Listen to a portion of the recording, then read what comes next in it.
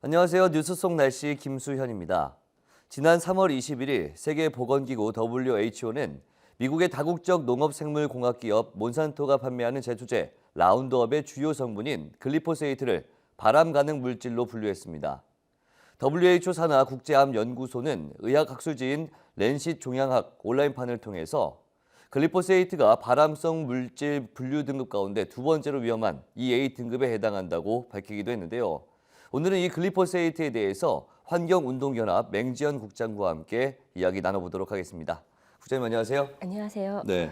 우선 이 몬산토에서 판매하는 제초제를 WHO가 발암 물질로 분류를 했는데 발암 가능 물질로 분류했죠. 이 배경에는 어떤 것들이 있는지 궁금하거든요. 네. 글리포세이트는 전 세계적으로 가장 많이 사용되는 제초제입니다. 미국에서 재배되는 대두의 94%, 그리고 옥수수의 89%에 사용됩니다. 사용량은 1996년 그리고 2011년 사이에 5억 파운드 이상 증가한 것으로 알려졌는데요. WHO의 연구그룹은 최근까지 과학적 증거 그리고 정부의 보고서를 종합적으로 분석해서 WHO에서 글리포세이트를 인간에게 암 유발 가능성이 있는 제품으로 분류했습니다. WHO의 이러한 판단은 지난해 글리포세이트가 백혈병의 일종인 비오지킨 림프종 발병의 위험을 증가시킨다는 국제암연구소의 몇 가지 증거를 기반으로 하고 있습니다. 최근 EU에서는 범국민적인 반대로 글리포세이트의 사용을 재승인할 것인지에 대해서 4월 말 재심사를 앞두고 있다고 합니다. 네.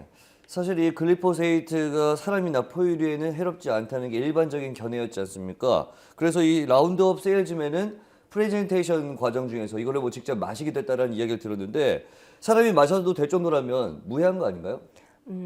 라운드업이 즉각적으로 사람을 죽게 만들지 않는다고 해서 사람들에게 무해한 것은 아닙니다. 네. 사실 라운드업이 활성화된 재료는 중요한 아미노산을 합성하는 이로운 내장 세균이 발견되는 주요 통로를 아주 치명적으로 파괴합니다.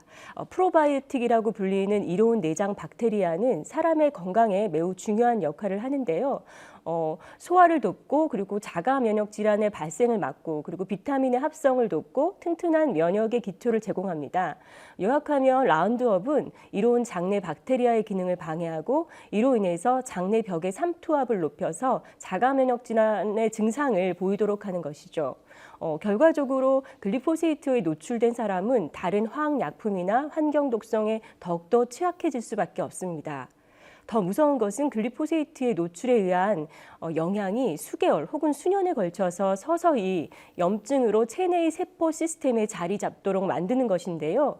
이러한 염증은 결과적으로 서구식삼과 연관된 대부분의 질병을 낳게 됩니다. 네, 그렇다면 실제로 이 글리포세이트가 우리 몸에 미치는 영향들은 어떤 것들이 있을까요?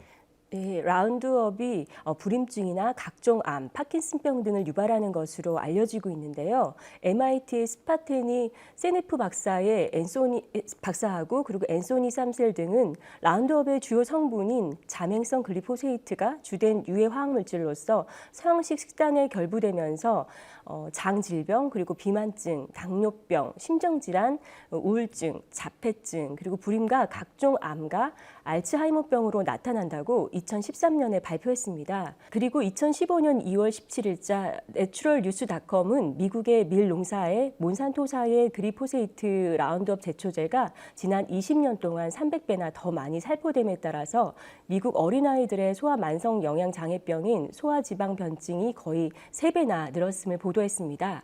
수확 막바지에 라운드업 제초제가 집중 살포되어서 그 잔류 독성이 최종 밀과 생산된 그 제품인 밀가루와 제과, 빵류 등에 남았고 이로 인해서 글리포세이트에서 유래된 대장질환과 자폐증 그리고 불임증이 유발될 가능성이 높아졌다고 미 농무성 자료를 통해서 인용했습니다. 저명한 생물학자인 프랑스 케인 대학의 길 에릭 셀레라니 교수팀이 또 쥐의 평균 수명인 2년 동안 실험 쥐들에게 몬산토사의 옥수수와 그리고 라운드업 제초제를 사용한 최초의 장기간 실험을 했는데요. 그 결과 가공스러울 만한 질병 현상을 밝혔습니다. 예컨대 대형 종양이 200에서 300% 증가했고요. 신장과 간 등 주요 장기들이 손상되었습니다.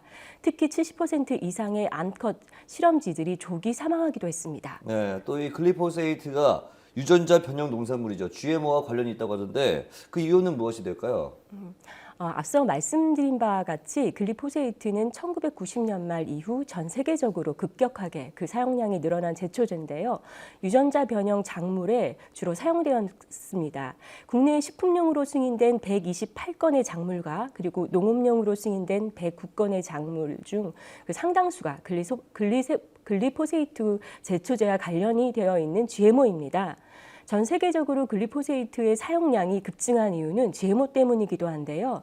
특히 다국적 기업 몬산토사가 판매하는 제초제 라운드업을 살포해도 죽지 않는 GMO 종자 라운드업 레디를 동시에 판매하고 있는 것입니다. 즉 제초제와 GMO 종자를 함께 판매해서 글리포세이트의 사용량을 증가시키고 있는 것이죠.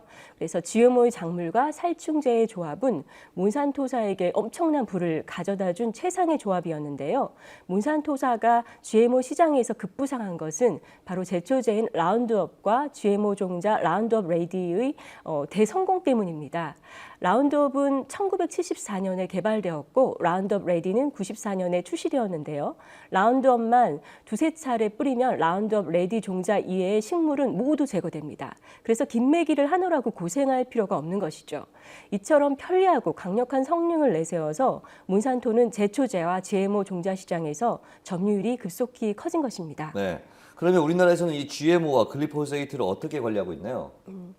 세계보건기구 산하 국제암연구소는 글리포세이트가 비오지킨 림파종과 폐암을 유발한다면서 발암물질 2A 등급으로 지정했지만요. 한국의 농업진흥청에서는 글리포세이트를 저독성 그리고 보통독성으로 분류하고 있습니다. 뿐만 아니라 식품 잔류 기준도 올해 쌀과 일부 품목에 한해서 기준을 마련한 정도에 그치고 있습니다. 이에 암을 유발하는 농약으로 확인된 글리포세이트의 사용 중단 조치가 마련돼야 된다고 생각을 합니다. 현재 우리나라는 글리포세이트의 관리 방안 및 기준 등이 허술하기 때문에 사용 및 잔류 기준 관리 방안을 강화해야 합니다. 그리고 우리나라는 GMO 식품의 수입과 생산, 표시, 취급 방식에 관한 사항을 규정하고 있는데요. 식품위생법이 규정한 유전자 변형 식품 및 첨가물 표시 기준을 보면은 표시 대상이 유전자 변형 농산물을 주 원재료로 사용하는 제조 가공한 모든 식품으로 되어 있습니다. 그러나 주요 원재료라는 표현에 함정이 있는데요. 주요 원재료란 함량을 기준으로 5위 이내의 제품을 뜻하는 재료를 뜻하는 것인데요. 다시 말해서 함량이 6순위 이하면은 GMO의 사용 여부를 밝히지 않아도 된다는 것입니다. 물론 작년 하반기부터는 제도를 개선해서 완제품의 유전자 변형 DNA나 단백질이 남아있는 식품에 한해서 6순위 이하의 원재료까지 모두 공개하도록 방침을 변경하긴 했지만 사실상 상황은 이전과 크게 다르지 않은 것 같습니다. 소비자 단체에서는 세계적으로 GMO에 대한 표시 제도를 강화하고 있는 상황에서 국내의 GMO 표시 제도라는 그 제자리 걸음이라면서 GMO를 원료로 사용한 모든 식품의 표시를 의무화하라고 요구하고 있습니다. GMO의 안전성이 과학적으로 안전하게 검증되지 않은 현 상황에서 식품의 GMO의 포함 여부를 알려주고 관리하는 것은 정부의 의무이고 승인된 GMO를 원재료로 사용한 모든 식품에 대해 표시 의무화하는 것이 비의도적 혼입치 강화 제도 개선에 이루어져야 된다고 생각합니다. 네, 그렇군요. 오늘 말씀 고맙습니다. 네, 감사합니다. 뉴스 송날씨 오늘 준비한 소식은 여기까지입니다. 시청해주신 여러분 고맙습니다.